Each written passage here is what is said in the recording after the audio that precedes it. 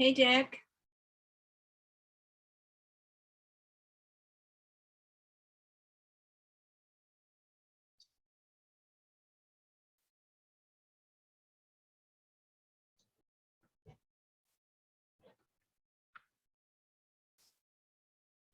Hey, good morning, good morning. How are you both doing today? Friday. And it's hot here. Oh my gosh, it's already like 80 degrees in the Bay Area, which is no air conditioning around here, so it gets a little toasty. Yeah, I bet. I bet. Where are you, Beth? Beth, where are you? I'm in Berkeley. Berserkly. Yes, exactly. We are always going off the deep end here for sure. Our 15-year-old grandson, who is married, I'll say our daughter-in-law, is not married to her son, works at UC Berkeley in was a science department of some kind, and she's like an administrator for grants and that kind of thing. Cool. Well, Yeah. it's gonna be warm today, and then the fog starts rolling in again. So, Ariel, Hello. Hello. where are you? I thought you were in SoCal. I saw pictures of the Del Coronado or something. Oh, I was just sharing a memory. That was from okay. 3 years ago. Yeah, I wish I was somewhere sunny. It has been the wettest spring on record ever in Seattle. We've had like less than 5 nice days this year. Wow. It's intense. Yeah. We're the opposite. I was just saying we're having a heat wave in Berkeley, and we only had rain once in the past two months. We had a 8-hour rain last week, which is great, but we're going into our super dry season now. Send us some of your rain, Ariel. Yeah, I'll trade you. Yeah, we want some up here. It's been hot and sunny and really kind of strange for an Alaskan spring. Interesting. We've had, I don't know, 1 day of like light rain that's happened recently, maybe 2 days. It's been Wow. kind of wild in the Anchorage Bowl. I'm used to it being much more overcast and wet. I'm seeing a lot of pictures from my friend Carol Hoover in Cordova and June Lankard, and it looks like it's been kind of rainy there, but I guess it's a different part of the state. Could be. But do you know if you're friends with Dune? So I don't know. I have selectively shared this with folks, depending on the amount of time that you spend around me, you start to learn that I'm a big fan of kelp and the role that it could play in our state's future. And you can't quite see it. I don't know. There we go. So my music creative name is Rockweed, and I've got these kelp peace sign stickers that I've made. And so I just am a big fan of kelp, and so I love the work that Dune's doing. Yeah. And I'm wondering, do you know if there's anybody in Angoon who is doing any kelp growing? I know that's kind of a strange ask, but Where? I think Angoon. I don't know where that is. Yeah, it's in Southeast. I think Dune, it's a new thing for Dune. Okay. I mean, do you know him? Do you want a connection? I'd love a connection. Okay, let me I know of him. I know he's doing amazing stuff and has been helping like Sky and Noble Ocean in Cordova, and he's been making some great stuff happen. And he saved like millions and millions of acres of the Copper River Wild Salmon Delta from copper mining. So that was the big project I worked on with him, was strategic planning for all of his nonprofits that were working on that project. And I think they won it. I mean, I think that land is permanently protected. That's fantastic. Yeah. He's something. Yeah. His name in EAC is like screaming bird. It totally fits. Oh, that's He's great. great. I think Camilla might be on the call. I just sent her the link. Cool. I was able to get a updated round of invitations out to folks yesterday afternoon, And so she got sent an invitation, and hopefully she'll be able to join for part. Okay. Well, One must always visit Angoon before one's time is up. Have you been down to Angoon? Yeah, I did a community visioning session there years ago, and we couldn't go home after the session was over. The village police came and made everybody stay in the community hall because the brown bears had surrounded the complex. Oh, Literally, true. There's more brown bears on Admiralty Island per, I don't know, per people, per acreage, per whatever, square mile than any other place on earth. geez. wow.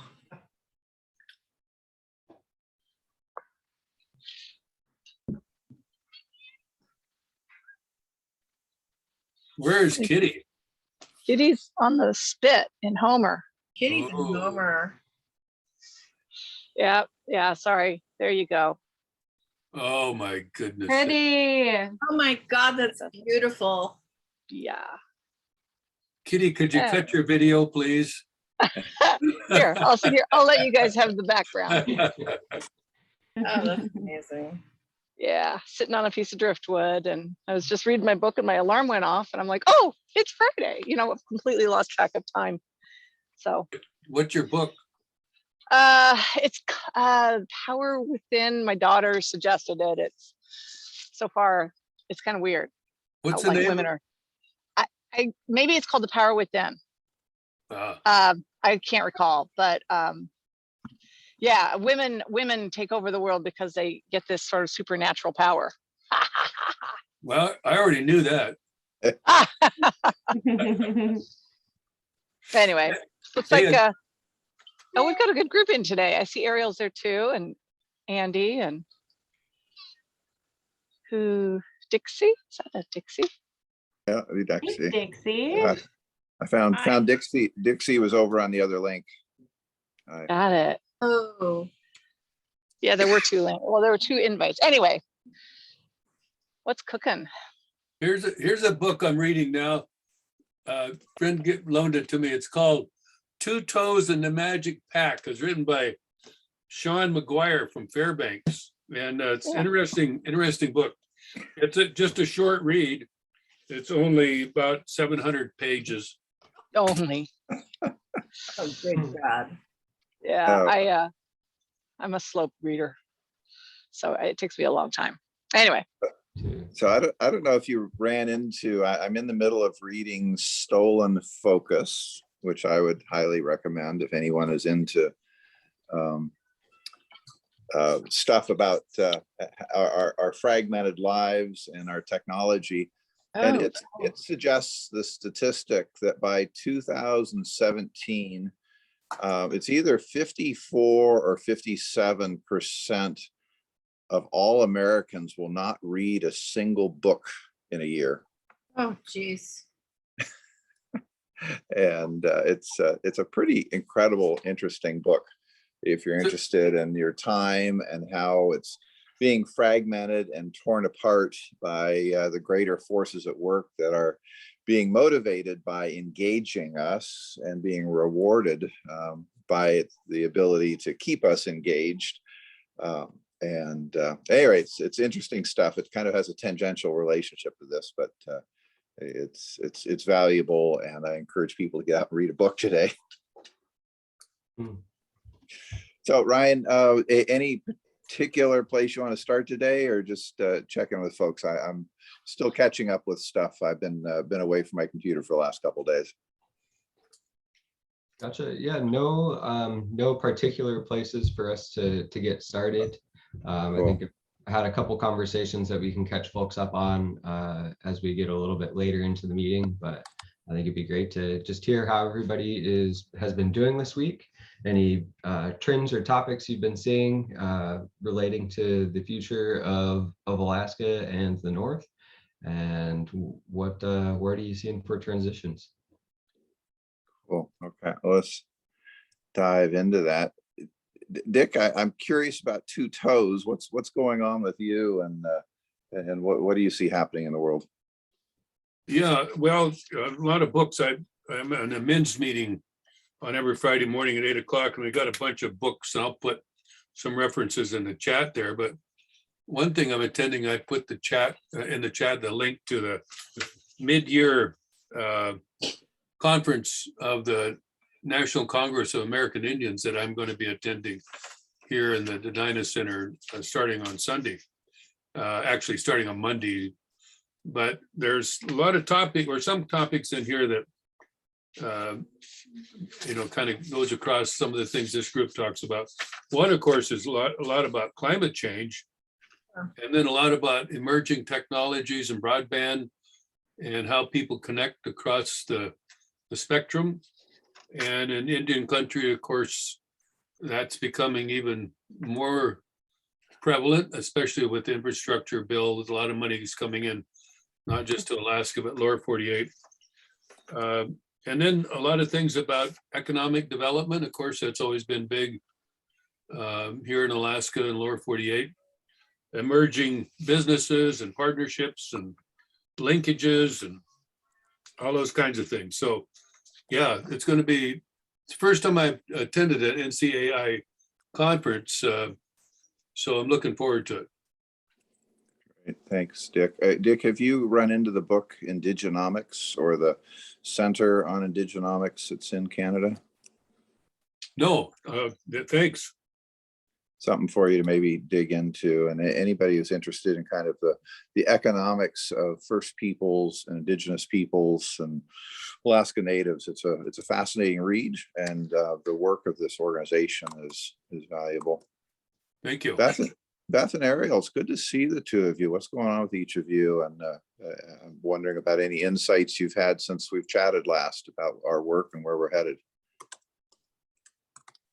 I'll just go quickly. It's just funny that this meeting appeared on my calendar because I was talking to someone else yesterday and we got on the topic of Alaska because I had done some community work, and we started talking about kelp forests as an example for economy. And I was thinking, I'm like, well, what is the Indigenous economy? Like how are they empowered to do something regenerative that's going to support the place? And so it's kind of just very ironic. And I was like, I should reach out to them. I should get in touch and just see how things have been. So I feel very connected to the conversation, just completely by random. And I'm curious about like what work you guys are working on and what's happening and what are your plans and hopes. So, just kind of hooking back in, I think. Yeah, and it's really good to see everybody. Friday mornings are always a little touchy these days, but I did want to mention that Ryan and I had a great conversation yesterday. I want to formally introduce Camilla Hussein, who is now the new program director for the Climate Equity Council on Anchorage. We've transitioned that responsibility over to her. And so we had a lovely first call with Ryan yesterday, and here she is today. So I think we're interested in learning how we can intersect our work that we're doing with the CEC and with AKV3 and vice versa. So that's what we've been up to. Wonderful. Thanks for joining us. And Camilla will come up to you here in a second as we kind of just check in with what's going on with everybody and you kind of get a flavor for things. Ryan, what's happening with you? And then Dixie will be up after Ryan. Yeah, hey everyone. So it has been a jam-packed week for me, lots of good things happening. We had our second round of ARPA funding. That submission went in on Wednesday, so we got that in on time. Had some more updates with the Denali Commission, still passing that thing back and forth, but I think that we're real close on closing that. The big trend that I have been noticing this week is that there's a lot of folks that are doing really good work, but it tends to be in the silos and they tend to be at full capacity. And, folks they don't want to, there's this concern about ceding territory or giving up on some of the space that they have. They're afraid that if they were to, partner or pair, that maybe that they're they're shying away from their mission. And I found that specifically with the ARPA funding, where because of the way that the round was set up, it was just sort of unclear for how you could partner or how you could collaborate with other folks. And so it made other applicants very cautious to say, yeah, I will partner with you. Yeah, I will work with you, because we didn't know if that meant that then we would have to resend our submission. And so it's just got me thinking about like how we structure engagement, how we structure collaboration, and the role that Alaska version 3 could play to help connect and facilitate and convene and catalyze action. As I was talking with Camilla and Beth, there was a lot of C words that were all very positive words that kept coming up. And so I think there's some cool potential that we have within our state and within our space. The last thing that I came across this week was something called a pacemaker organization. And I came across that in the Stanford Social Innovation Review. And I'll talk a little bit more about that. But I've pulled that article so I can share a link to some pages and stuff for that if you guys want to check that out too. But lots of excitement, lots of action, hoping for some rain. Sounds great. Dixie, how are you? And then Andy will be next. I'm doing good. What I have a meeting with Jody. She's with the DOD. I want to talk to her about the organization here. We're in collaboration, and then also SkillBridge and a few other things. And then also note the fact is the division, 11th division was stood up this last week. So there's a lot of opportunities down the road. As noted, we hopefully can get some innovation through the DOD and government.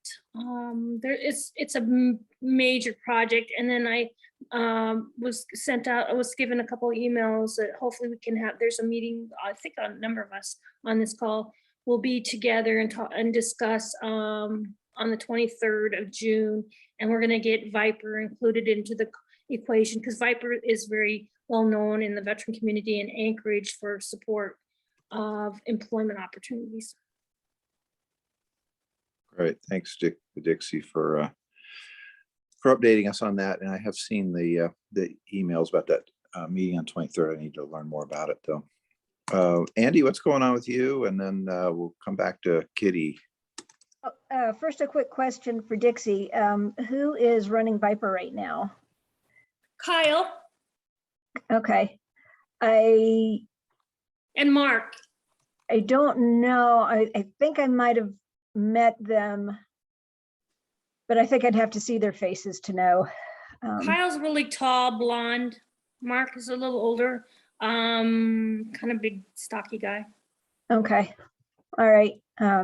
Yeah, that was a little shocking when I can't think of his name right now, but when he passed, was it late last fall?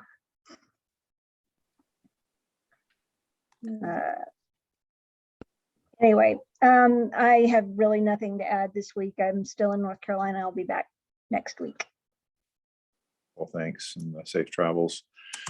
Lots of folks getting COVID these days. I hope you're staying safe out there and get back safely in the process. Kitty, and then Pasquale, and then we'll circle back around to Camilla now that she's kind of got a flavor of who's here and what's going on. Kitty. Hey, good morning. Yeah,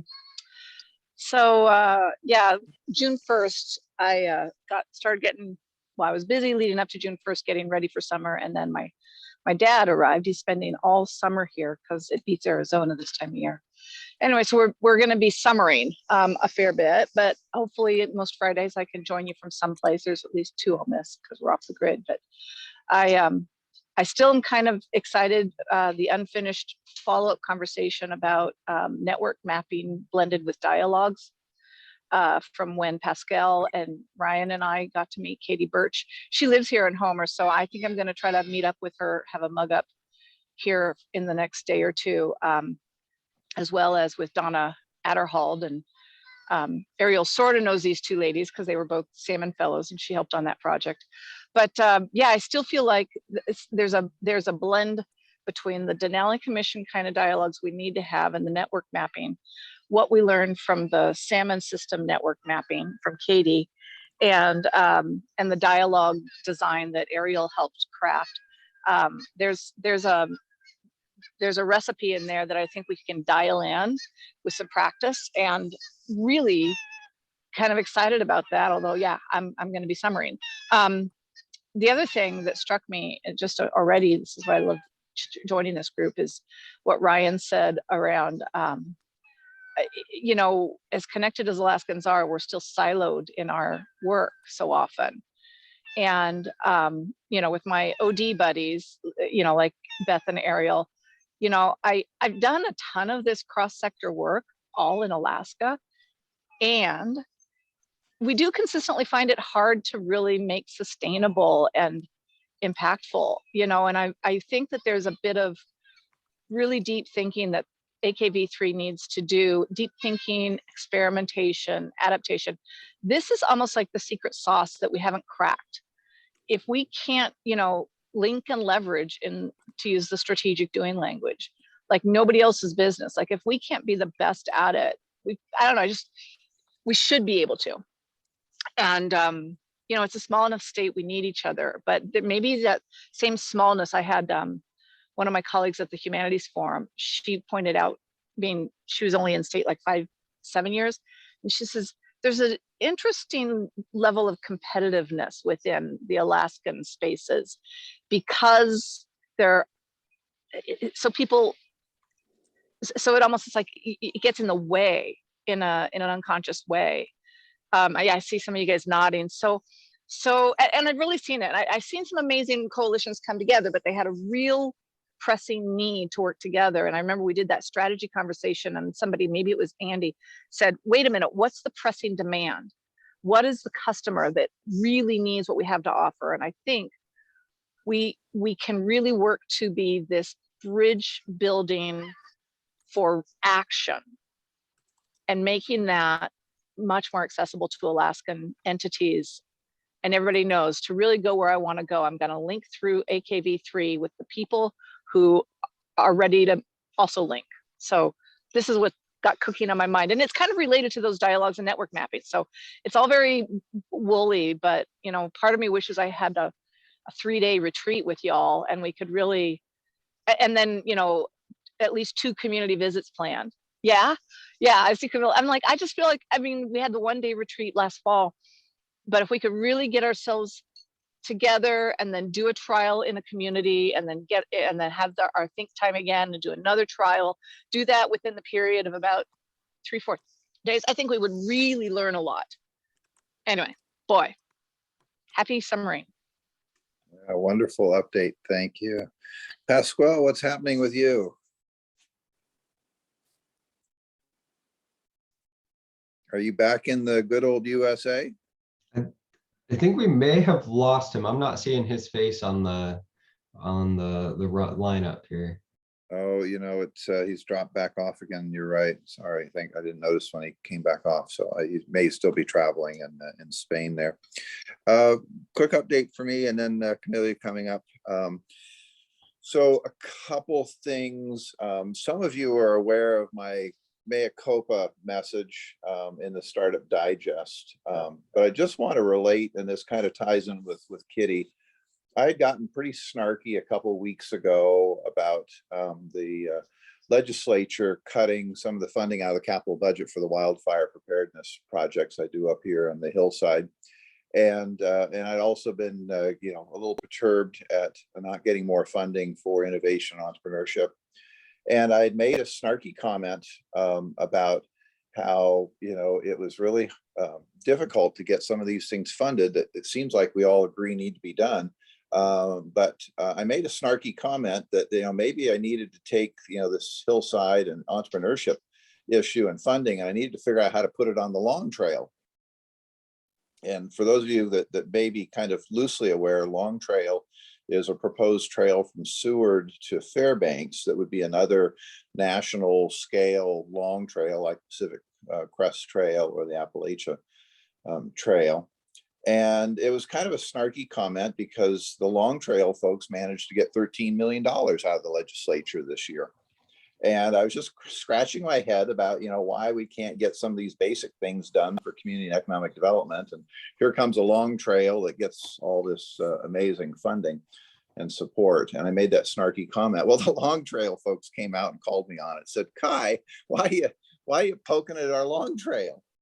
And it was a real wake-up call for me about how easy it is to fall back into the scarcity mindset thinking, where seeing somebody else being successful, getting funding and support, is somehow, maybe viewed as coming at the expense of finding the funding and support for the things that I think are important. And so it was a reminder to me about how easy it is to fall back into the scarcity mindset thinking. And instead of being happy for the Long Trail folks and their success, I was starting to indirectly, try and, see it as a zero-sum game of if they're winning, then maybe I lost. So at any rate, I put out a mea culpa message that was in the digest this week, trying to, both recognize the value of that work and the stupidity of my comment in light of the fact that I'm an avid backpacker. I'm, on the executive board of one of the trail clubs that actually has a section of trail for the Long Trail. And it was just kind of a stupid thing.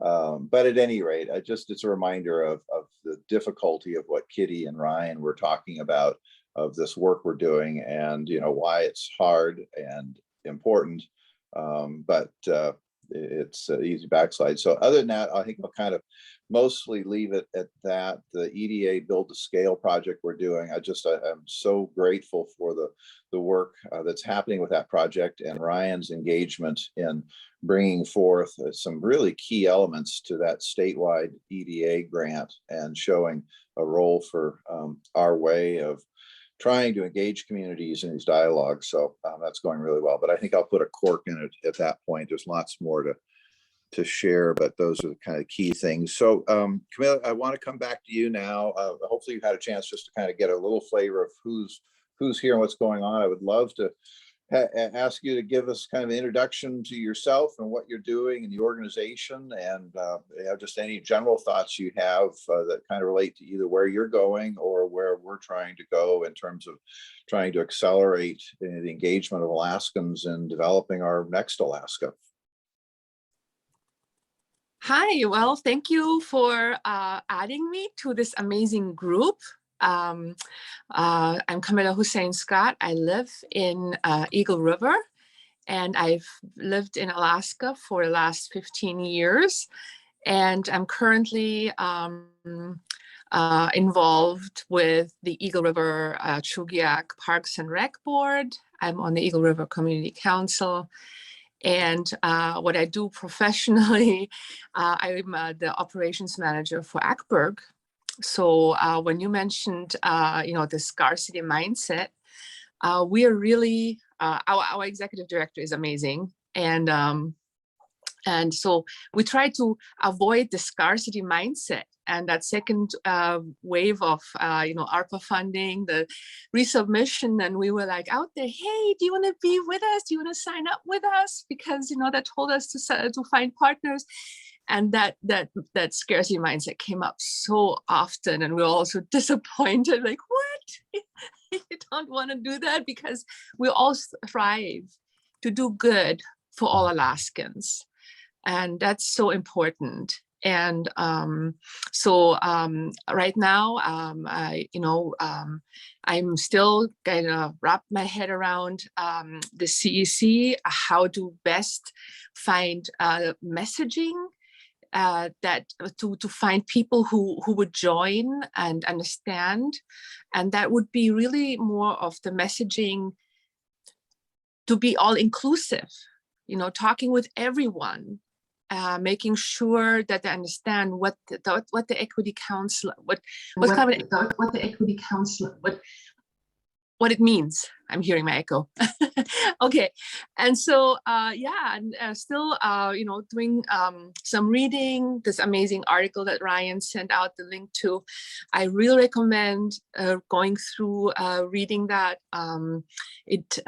You know, having the based on the knowledge that we all have here, I'm assuming we all have that knowledge, but this one gives a little bit extra the nuance of the connectivity. And I know moving forward with everything.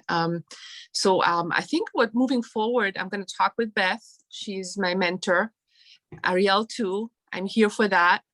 Kitty, you know, everyone, all of you that, that I've met, you're all my mentors. But I think what I'm involved in right now is also as Alaska Native language healthy community messaging.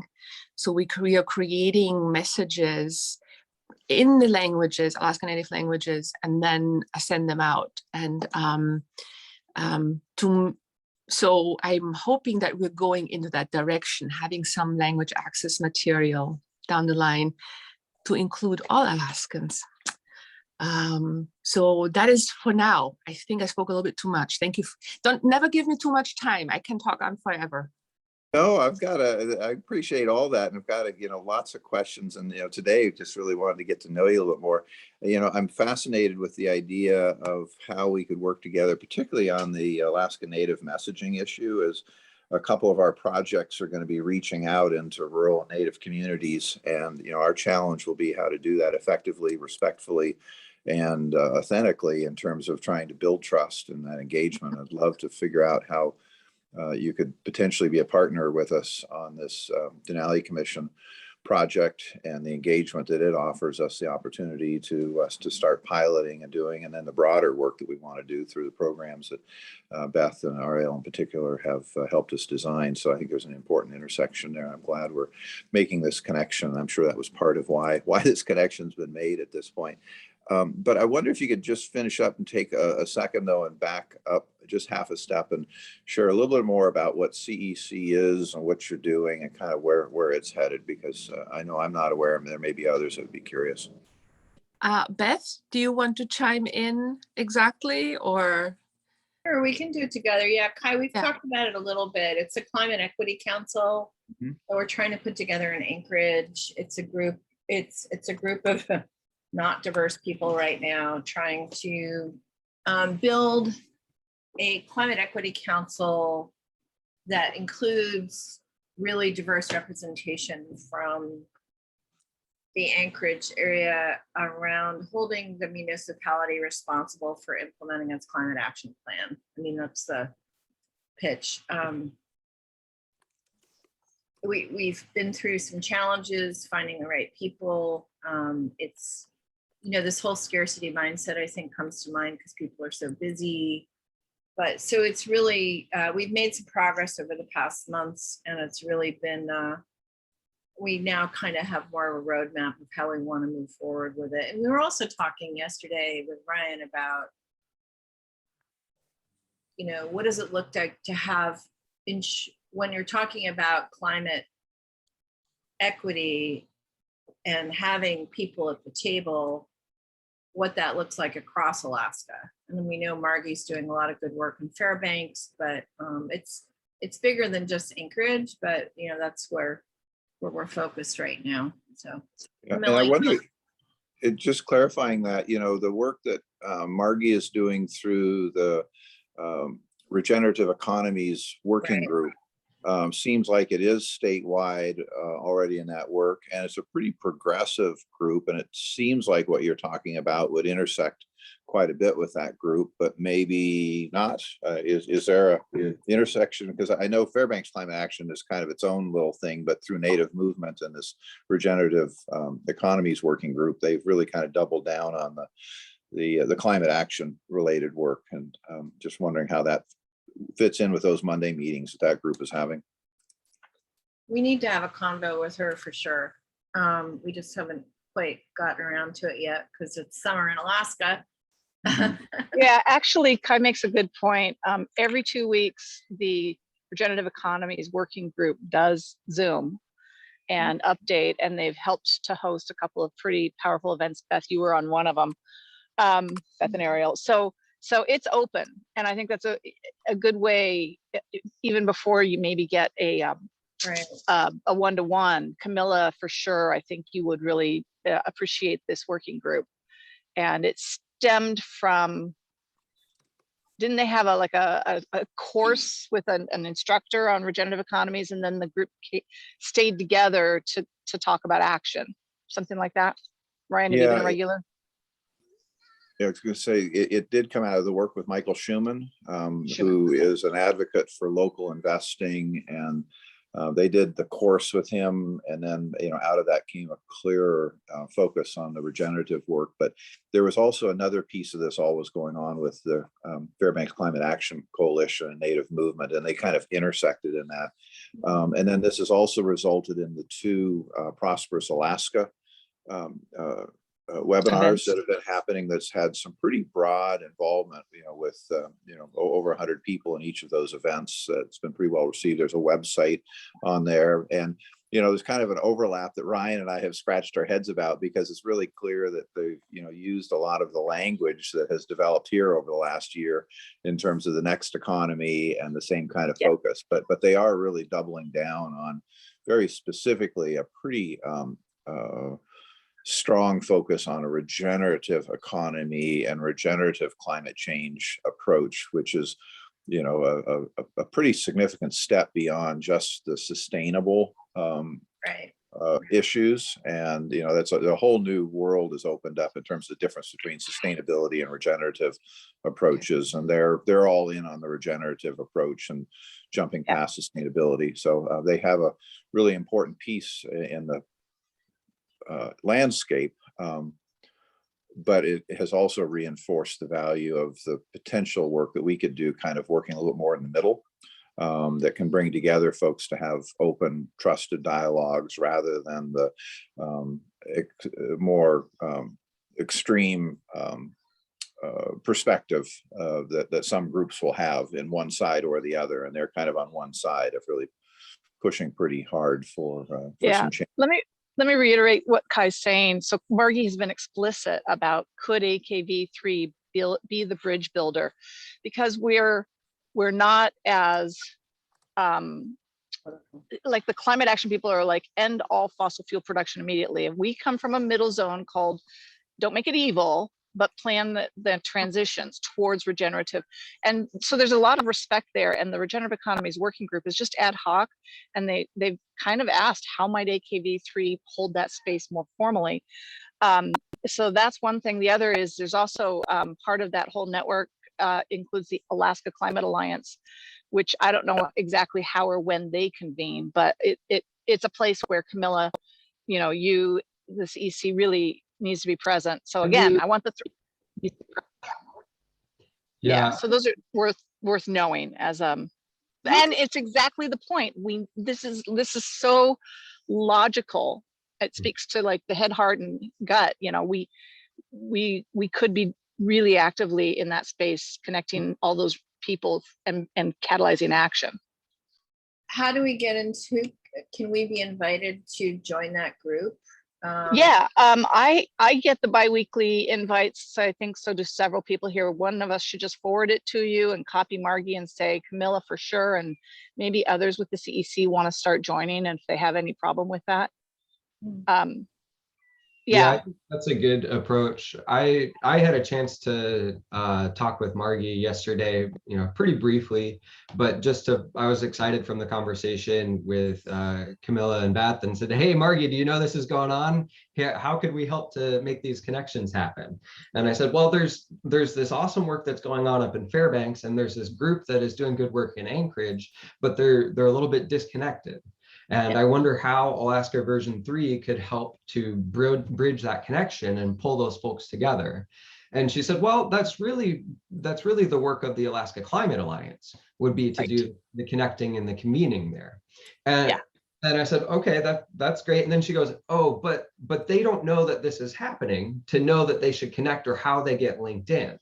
And I think that that's how Alaska version 3 could really help. Yeah. Is to be, you know, if we think of it as kind of like a funnel, to be sort of like that top end of the funnel, to do the the networking and connecting, and help to do some of the convening and conversation forming. And I would say that there's a lot of opportunity in that space, and I think that how we could help would be to help do some of that bridge, the bridge building and the boundary spanning between the different folks.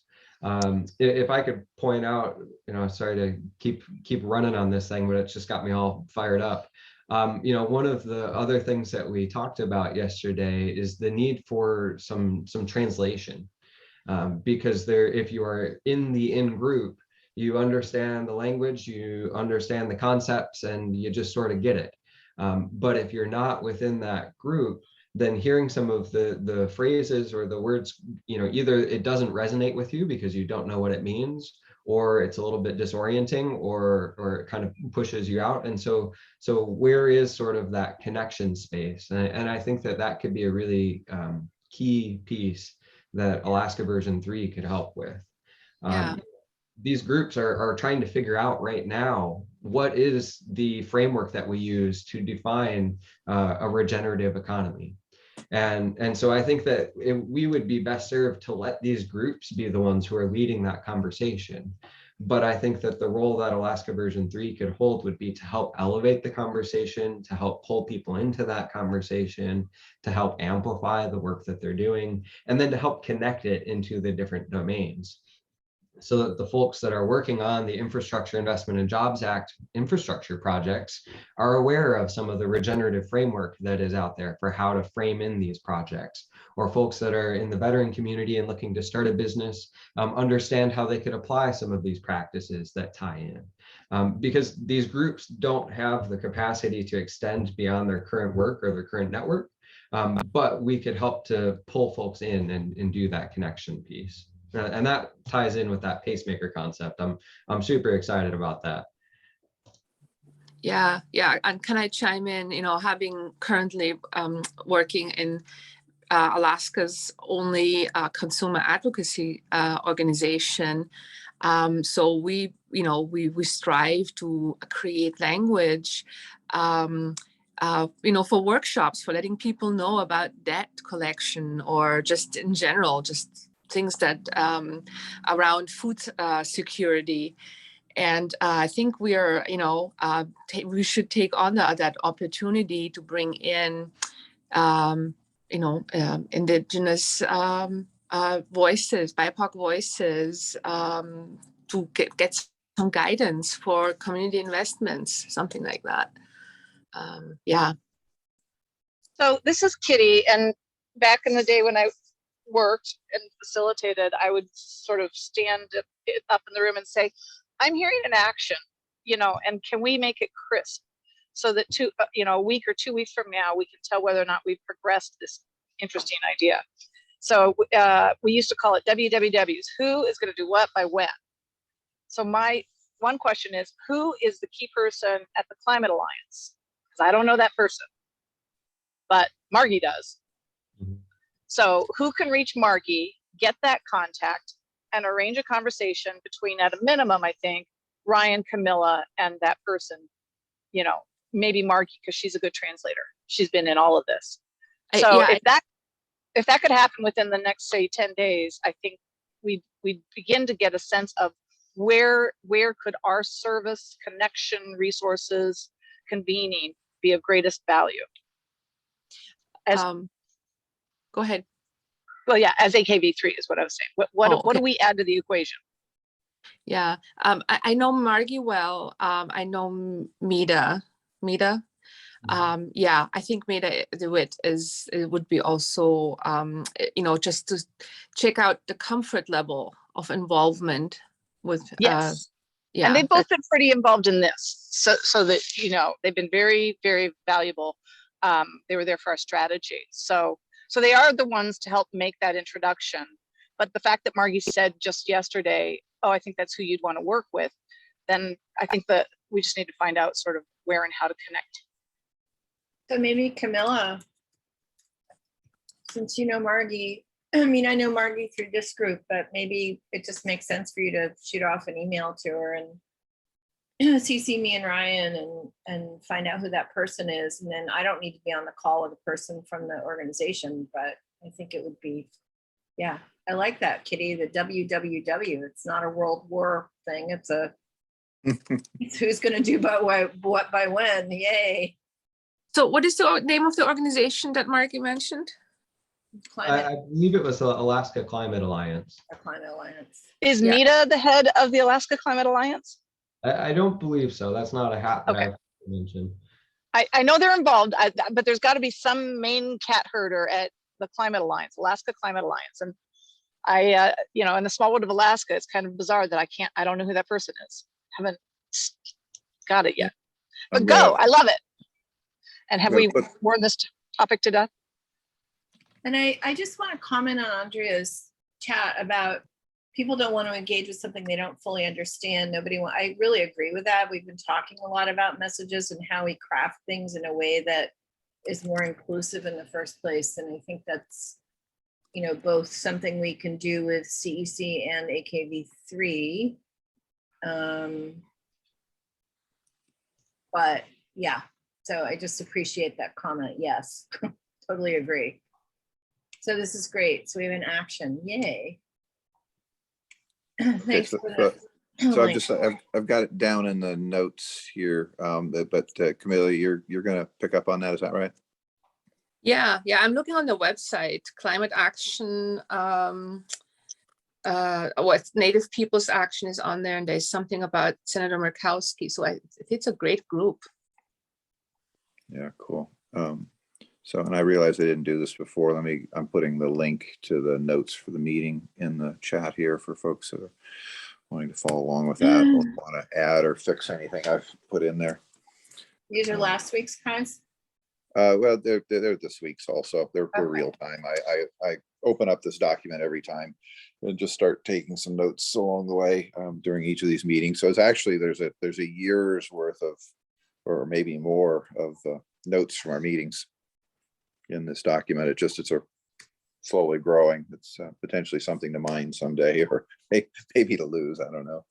Hey, I'm watching the time here, and I'm wondering how we want to potentially kind of start wrapping up. And I want to throw out a thought and then probably throw it over to Ryan, potentially for the pacemaker discussion. But one of the things that's come up, Beth helped, kind of bring me back to this thought a week or two when I reached out to her for some help, and she was generous to spend some time with me and just kind of, ponder what we're doing. And Ryan and I have also had a related discussion about we need to work some more on how we use these meetings, and they're actually pretty darn short by the time we actually get connected and get into something. But how we structure these around the values and the processes we want to be building and using and teaching, but also just getting better at in terms of the ideas around strategic doing, of trying to narrow down on what could we do, what should we do, what will we do, as well as then being able to follow up on what we've learned on it, as well as the engagement dialogue series, and how we take the work of being able to help move through the process of clarifying the scenarios and the future we're trying to build and turn that into action and whatnot. So anyway, we kind of need to continue to work on how to walk the talk of what we're doing and how to do that. So I'm just kind of throwing that out there without necessarily going anywhere, but just an awareness that we need to continue to work on that. Ryan, I'm going to throw it back to you now and ask if you want to spend a couple minutes as we near the end on your mention about the pacemaker organization, and then any final cleanup items anybody has that we've overlooked or need to take a moment on before we run out of time. Ryan? Yeah, thank you, Kai. So I came across this article on pacemakers, and they're framed as an organization that provides long-term ongoing support for entrepreneurs and innovators in a community. And they're kind of like part of that spectrum along the lines of, if you have a traditional incubator that helps an individual for 1 to 3 months, an accelerator that typically offers support for 1 to 6 months, a fellowship is sometimes 6 to 18 months. Pacemakers are framed as working with folks for a period of between 1 and 10 years. And that's a pretty extensive period of time. But there's this recognition that it often takes a long-term sustained support for individuals as they navigate different programs, as they make pivots in the work that they're doing. And I could see where Alaska version 3 could be formed or could frame itself as a pacemaker within the Alaska community. And the idea is that, in folks who are running marathons, that as they're training, they've often got someone there who is helping them to set their pace and to make sure that they're not running too fast and burning themselves out in the beginning, or kind of losing their way and really bogging their time down as they get distracted somewhere in the middle, but just to kind of like keep them on track. And so I thought it was kind of a cool metaphor, cool framework. Some of the things that the article points out that pacemakers can help do is to catalyze member engagement, to improve diversity. They can help capitalize on synergies that exist within the network. They can derive value and measure impact, and they can help with delivery of hybrid programs. And as we've kind of like looked around in our ecosystem, and we've looked at programs like the platform Calgary, some of the things that they're able to do is help to connect a bunch of different individuals and different programs, and then track impact that's happening within the ecosystem. They're able to pull members in and provide support. One of the things that pacemakers often do is lean on mentors and lean on members to volunteer support and engagement for the individuals who are engaged with the group. And when I look at what Alaska version 3 has been doing over the past year and a half, we've been coming together, mentoring each other, volunteering time to put programs together and make cool stuff happen within our community. And I think that there's an opportunity to build that out some more. But I thought this was a cool model for us to frame our thinking as we look at how we could provide engagement or support to individuals.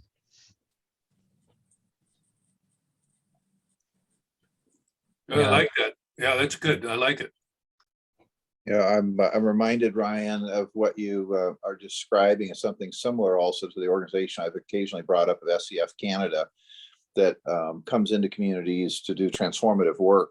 And they have basically a 3-year time frame that they have found that they need to be engaged in, that takes them from being at the front of the room, organizing resources, mapping out all the different tools, helping guide the process, establish procedures. But over the course of the 3 years, their goal is to move from the front of the room to the back of the room, where after 3 years, they're now just standing in the back, clapping and cheering, because they've created the capacity for the organization and those communities to now, continue to lead. But they found they can't just come in just once or twice over the course of a few months and then leave. But on the other hand, they don't want to become an organization that becomes a crutch for the community to do its own work.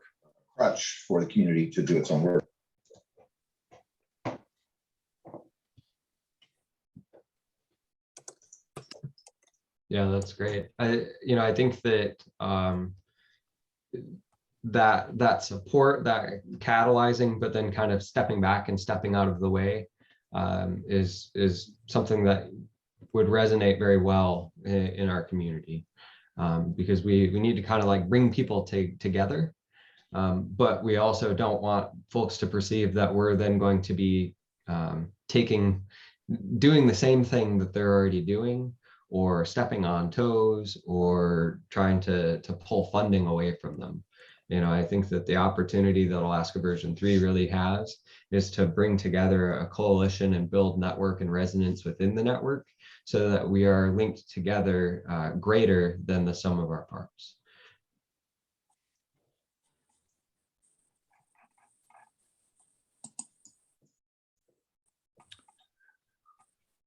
Cool. Well, I'm just reminded of, as you mentioned that, Ryan, that I want to keep track of that, and maybe you and I can circle back on this as we work on the notes from the last board meeting and the revised proposal that we'll be working on in terms of that alignment work on that. And, you know, a high level view for all of you, you know, in terms of kind of where we're at on that, is that the discussion, you know, brought out a lot of, you know, valuable perspectives and concerns about where we're going. One of the key things, though, that, you know, I was struck by is that, you know, I found myself kind of, you know, shifting into strategic planning mindset with the approach we went through in that 3-year perspective. And it was at some point kind of shocked to realize, you know, we've been kind of advocating for a strategic doing kind of approach, which is much more iterative and experimental, more of an agile approach.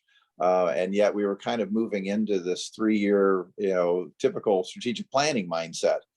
And so the ability for us to find, I think, a novel way of structuring kind of at the board level what we're doing somehow needs to capture that agility. And rather than trying to formalize, you know, what's happening in 2 or 3 years, we need to be a little more structured to capture the intent and the direction we're going, but have more agility to take things like a pacemaker idea and try it out along the way, rather than baking in plans. So I want to capture that, Ryan, into kind of the hopper of things coming up for testing, and figure out how we do that, and bring that in as an example of that agile approach, as opposed to baking in a complex business plan. You know, I was just thinking it might be worth going back to Ariel's design and seeing if there's components you can pull out of that for future board meetings.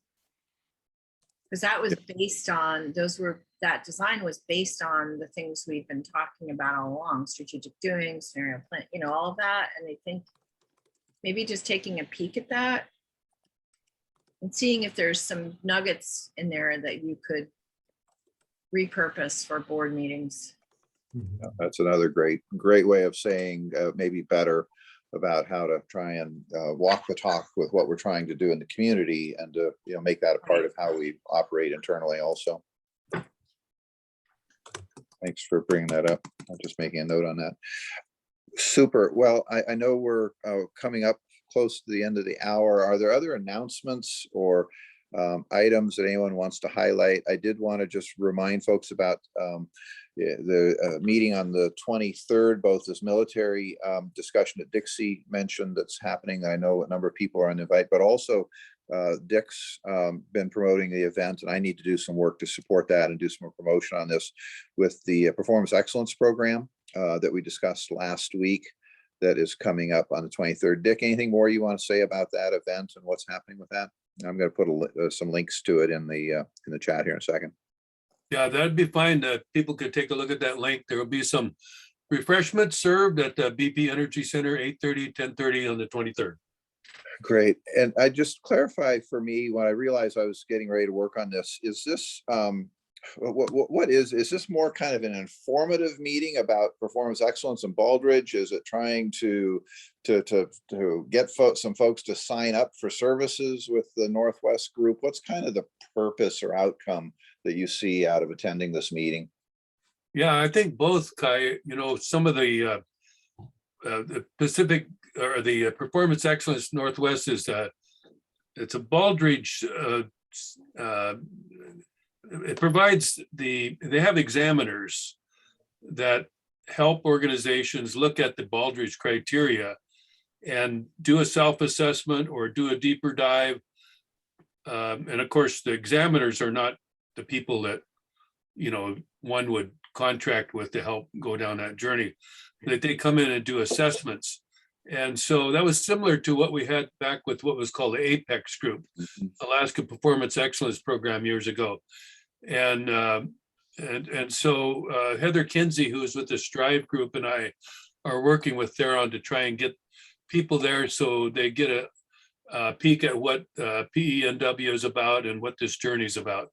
It's informative, and if people want to take the next step, they work with Theron, and not me or or with Heather, but with that group. So we're both volunteers with that group. Thank you, Dick. Any other announcements for today before we close out? Going once, going twice? Cool. Well, thank you all for joining us today. Next week will be another ad hoc meeting like this to pick up on some more of these pieces. And then there's a board meeting in 2 weeks, I think. But it's good to see you all. I hope you all have a great weekend. Yeah, and regrets in advance, I'm gonna miss next week. I'm at a different board meeting. Thanks. Bye, everybody. Thanks for coming. Bye. Have a great day. Camilla. Thank Nice you to all for see y'all. joining us. Welcome, Camilla. Thank you. Nice meeting everyone. Nice to meet you all. Hi, Ariel.